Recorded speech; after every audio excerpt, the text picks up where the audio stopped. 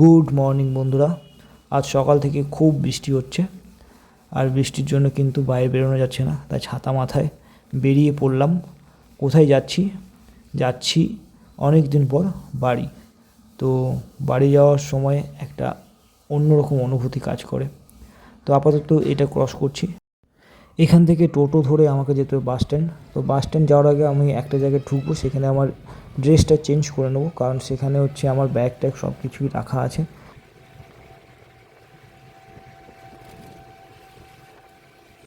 এবার আমি ফাইনালি বেরিয়ে পড়লাম, কারণ এখান থেকে আমাকে বাস ধরে যেতে হবে মেছেদা, আর মেছেদার বাস আমি পাবো মানিকতলা থেকেই।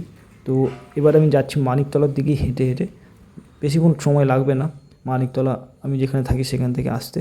তো এইবার দেখতে পাবো যে এখানে মানিকতলা মোড়টা এলে এদিকটায় এই যে আমার বাসটা দাঁড়িয়ে রয়েছে, তো বাসটায় উঠবো, কিন্তু ভুল করে আমি উঠে পড়েছি, কারণ আমি ভেবেছিলাম গোপীবল্লভপুরের বাসটা, কিন্তু বাসটা গেছে গোপীগঞ্জ। তো আমি নেমে পড়লাম কিছুক্ষণের মধ্যেই মেছেদাতে। নেমে দেখছি প্রচুর পরিমাণে বৃষ্টি তখনও হয়েই যাচ্ছে, আর বাইরে যাওয়া যাচ্ছে না। তাই কী করলাম, একটু ধোঁয়া আর একটু চা খেয়ে নিলাম। তারপরে এবার যাচ্ছি, ট্রেন ধরবো, তার আগে একটু আম কত কিনবো। করে আম? আড়াই কিলো 100, 1.5 কিলো 100। এটা কি আম? এটা 10 টাকা দিয়ে দেবো। কত করে? আম দাদা এটা 100 টাকা, এটা 80 টাকা। এটা কি আম? এটা হ্যাঁ এটা কি আম? এটা যাচ্ছে 100 টাকা। সেইটা এইটাও 100, 100। বড় সাইজ দেবো নাকি? মিডিয়াম সাইজ দাও। হ্যাঁ এরকম ঠিক আছে, একদম 100 টাকা করবো। আরেকটা দিলে 100 টাকা হয়ে যাবে। দাও দাও। আম কেনা আমার সম্পূর্ণ হওয়ার পর এবার যাচ্ছি স্টেশনের দিকে। তার আগে ফুট ওভার ব্রিজটা আমাকে ক্রস করতে হবে। বৃষ্টি কিন্তু তখনও প্রচুর পরিমাণে পড়ছিল, তাই ছাতা মাথায় সবাই হাঁটছিল। এবার আমি পৌঁছে গেলাম ফুট ওভার ব্রিজে। ফুট ওভার ব্রিজে উঠে আমি কিছুক্ষণ অপেক্ষা করলাম, কারণ ট্রেন কিন্তু তখনও পর্যন্ত লেট ছিল, যার জন্য কিন্তু অপেক্ষা করছিলাম। আর বাইরে বৃষ্টি পড়ছিল, বৃষ্টি দেখছিলাম। কিছুক্ষণের মধ্যে ট্রেন চলে এলো, ট্রেন চলে আসতেই উঠে পড়লাম। ট্রেনে মোটামুটি ভিড় ছিল।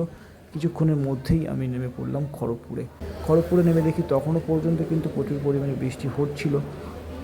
আবারও আমাকে ওভারব্রিজ ক্রস করে যেতে হবে বাস স্ট্যান্ডের দিকে। বাস স্ট্যান্ডে গিয়ে আমাকে সেখান থেকে বাস ধরে যেতে হবে গুপ্তমণি।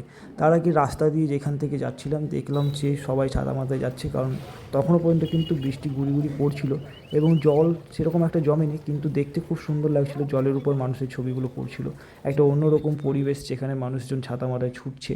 এবার আমি বাস স্ট্যান্ডে এসে দেখলাম যে দীঘা ঝাড়গ্রাম বাস দাঁড়িয়ে আছে। তো এই বাসটা যাবে গুপ্তমণি, কারণ গুপ্তমণি যেতে গেলে বোম্বে রোড হয়েই যেতে হয়। তো আমি বাসে উঠে পড়লাম।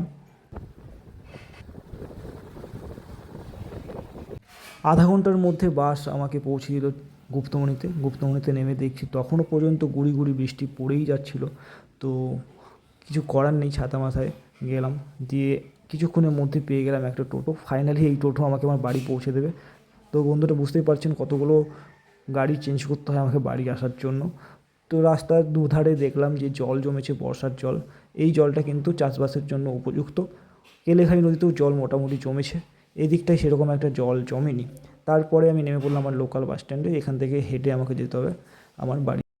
আমাদের এই রাস্তায় কিন্তু বর্ষাকালে এরকম জল জমে যায়। এখনও পর্যন্ত এই রাস্তা পাকা রাস্তা হয়নি। তো আজকের ভিডিও এখানেই শেষ করছি। ভালো লাগলে